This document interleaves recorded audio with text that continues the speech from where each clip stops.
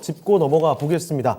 자, 오늘은 김민준 전문가께 먼저 좀 여쭤보도록 하죠. 자, 전문가님 오늘 어떤 종목일까요? 네, 오늘 저는 좀 고민 많았습니다. 네. 지난주에는 이제 BH 했는데, 그렇죠. 네, 오고 나서도 이제 상당히 투자가 좋았거든요. 예. 오늘은 이제 반도체를 좀 고민했는데, 오늘 좀 이 이슈를 다뤄보고 싶어서 준비를 했습니다. 어떤 건가요? 대한항공을 좀 준비했습니다. 아하, 리오프닝일 텐데 그럼 리오프닝 중에서도 대한항공이다? 뭐 이런 이야기일까요? 제가 봤을 때는 앞으로 이제 업황은 반도체 IT가 확실하고요. 그다음에 이제 모멘텀이 조금 강하다는 건 리오프닝이 정답인 것 같습니다. 이거는 이제 뭐 끊임없는 것 같고요. 글로벌 이제 국가들을 좀 봐도 이제 자가격리가 다 없어졌지 않습니까? 네. 이거는 이제 저도 뭐 여행 이제 트래블 버블이 완화되는 국가들을 정리하다가 어느샌가 안 해버렸거든요. 네. 너무 많이 이제 여행들을 가고 있기 때문에. 예. 근데 대한항공은 이제 들고 온 첫 번째 이유는 이제 리오프닝에 항공주 기대감이 있죠. 이제 밸류에이션보다는 모멘텀이 기준 가치를 조금 더 앞서는 이런 형국으로 좀 봐야 될 것 같은데. 네. 일단 비행기 쪽은 흑자 기업이 대한항공 하나입니다. 네. 아시아나도 적자를 기록했었고, 예. 그다음에 LCC는 뭐 볼 게 없습니다. 계속 이제 여행도 마찬가지고요. 네. 이런 증자를 상당히 많이 했기 때문에 주주들에게 손을 좀 벌렸죠. 이것들이 나중에 결국 주가에 이제 상승 방해물이 될 것 같고요. 네. 이제 모멘텀이 쉽습니다. 항공주 중에 유일한 흑자 기록했고, 그다음에 리오프닝 기대감이 있고, 그다음에 뭐 국제 어떤 국경이 개방되는 무자가 격리 이렇게 들어서는데. 오늘 이제 이 종목을 들고 나온 이유는 이제 딱 석 달 전입니다. 이 기업 결합 신고죠. 네. 이게 지금 지연됐다고 해가지고 내일 모레 이제 이게 예정이거든요.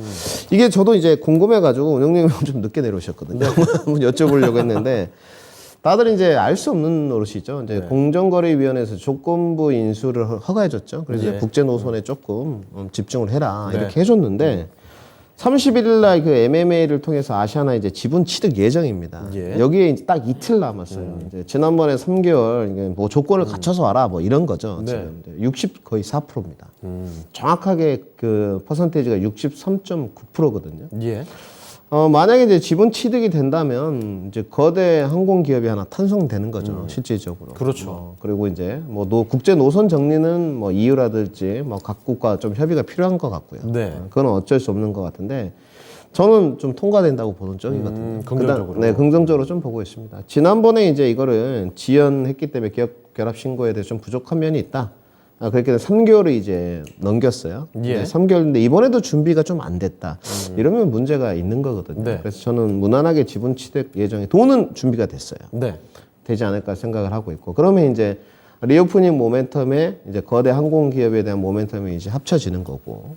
그 다음에 이제 흑자로 돌아섰거든요. 예. 예전에도 대한항공은 코로나 전에도 그렇게 좋지 않았어요. 실질적으로는. 항공주에 대한 어떤 코리아의 대표 항공 기업이다 대한 네임밸류에 대한 프리미엄이 조금 있었어요. 네. 근데 지금은 오히려 가이던스를 보게 되면 적자가 없습니다. 이제 뭐 결국 의자 뜯어내서 이제 화물 날르던 게 흑자를 기록한 요인인데 최근에 이제 수급 동향을 좀 보셔야 되거든요. 차트 모습은 뭐 거의 지금 박스권 형태입니다. 아주 좋은 모습이고요. 네. 좀 특이 동향을 발견하는 게 수급 동향인데 제가 좀 읽어드리겠습니다. 이 이제 3월 14일부터 외국인과 기관 수급이 상당히 좋아졌어요. 예. 근데 이 수급이 이제 붙기 시작했는데 특이하게 이렇게 수급이 붙게 되면 이제 공매도나 대차 잔고가 높지 않아야 되거든요. 근데 대한항공은 대차 잔고도 높습니다. 이게 이제 좀 해석하기 어려운 부분인데 요즘은 그래도 이제 수급 장세지 않습니까? 종목군 장세. 수급이 좀 붙어지고 실적이 좋다는 쪽에 결국 외인과 기관 수급이 좀 들어오면서 주가를 견인차 역할을 해야 되는데 여기는 수급도 붙었는데 공매도도 있어요. 네. 이번 달은. 그러면 주가를 약간 이제 긍정적으로 해석했을 때 공매도의 순기능 약간 정화시켜주면서 속도를 조금 늦추는 역할을 하고 있지 않나 이렇게 예. 뭐 이건 말이 이제 갖다 붙이는 건데 해석의 나름이죠. 네 해석하기 나름인 것 같습니다. 저는 이제 31일을 앞두고 만약에 이 이제 지분 취득이 완료되고 리오프닝이 이제 유가가 내려오고 있지 않습니까? 이게 가장 중요하거든요. 어제 9% 가까이 내렸다가 네. 유가가 이제 크루드 오일이 아래꼬리를 좀 달았어요. 오늘도 힘을 못 쓰고 있거든요. 그래서 두 가지를 봐야 되겠죠. 내 러시아와 우크라이나 지정학적 리스크가 완전히 일단락되느냐 평화협정이. 그 다음에 이 MMA 모멘텀이 지분 취득이 되느냐. 그리고 유가가 내리느냐. 이 3박자까지 이제 갖춰지는 시점이 이틀 남았습니다. 네. 그렇다면 저는 지금보다는 단기 반등세는 더 나오지 않을까. 이렇게 예측해서 리오프닝 주 중에서는 대한항공 준비해봤습니다. 네. 자, 리오프닝 관련주들 워낙에 또 여러 가지가 있고 그중에서도 또 어떤 종목을 봐야 될지 그리고 리오프닝을 봐야 되는지 말아야 되는지도 뭐 의견이 좀 분분하긴 합니다만 자, 그 와중에 대한항공 바로 이 종목을 오늘 장의 특징주로 살펴드렸습니다. 이런 맥락들 같이 한번 넣어두시면 좋을 것 같고요. 자, 첫 번째 특징주 살펴드렸고 두 번째는